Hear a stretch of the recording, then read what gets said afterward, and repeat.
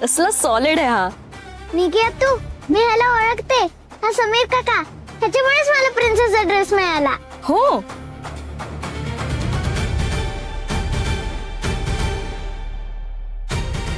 आई बघितलं का? अहो तोच मुलगा आहे. मी तुम्हाला सांगितलं होतं ना, अर्पिता रात्री यालाच भेटायला गेली होती मंदिरात. मला कळत नाही हा इथे कसा काय. आई नक्कीच काहीतरी गडबड आहे. हा नाही, आपल्याला जरा काळजी घ्यायला हवी.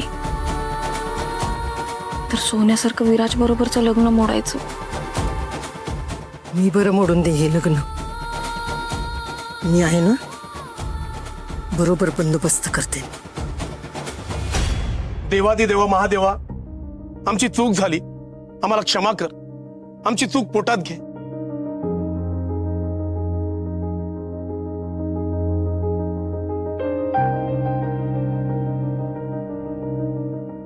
तुमचे आभार. वेळेवर आलात आणि आमची अब्रू राखलीत. नाहीतर आज मोठा अनर्थ घडला असता. बरोबर आहे, बरोबर आहे. काका आभार कसले मानताय?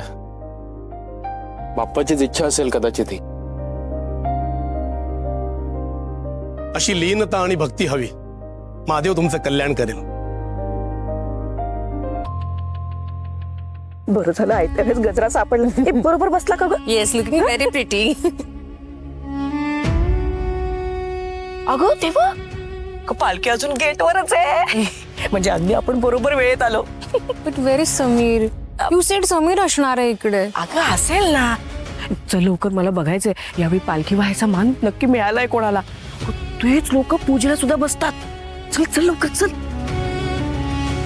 चप्पल काढायला विसरू नको. चला पालखी आत घ्या आता. नाही नाही, आता नाही.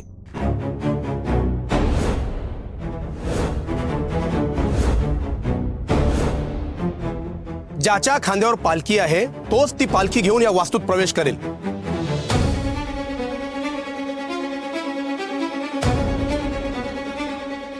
त्यालाच पूजेचा मान मिळणार आहे. त्यामुळे पूजा त्या दोघांच्या हातूनच होईल.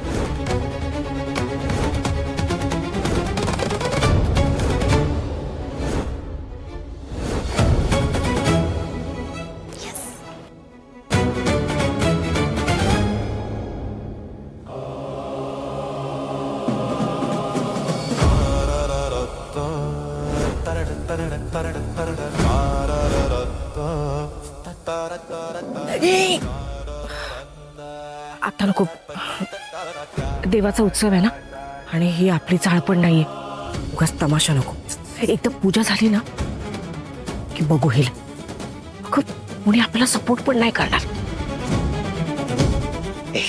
एक मिनिट. काय बोलताय ते? हे बघा, अपघातानं पालखी त्याच्या खांद्यावर गेली आहे. पूजेचा मान माझा आहे.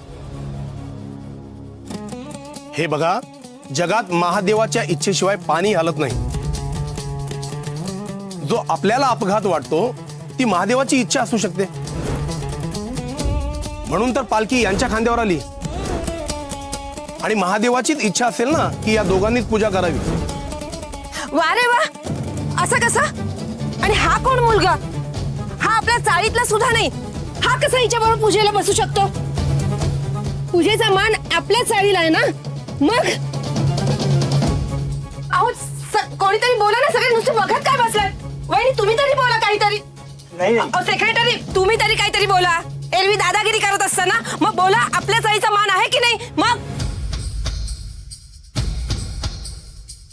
वहिनी, देवाला सगळे सारखेच. आपल्या मर्जीपेक्षा महादेवाची मर्जी मोठी आहे.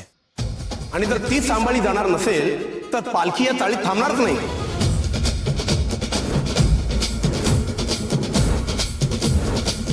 त्याच्या संकेताकडे दुर्लक्ष करणं आपल्याला परवडणार नाही.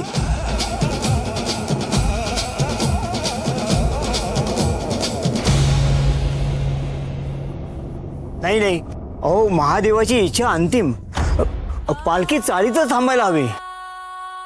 हो बरोबर आहे. सेवेकरी बरोबर बोलताय.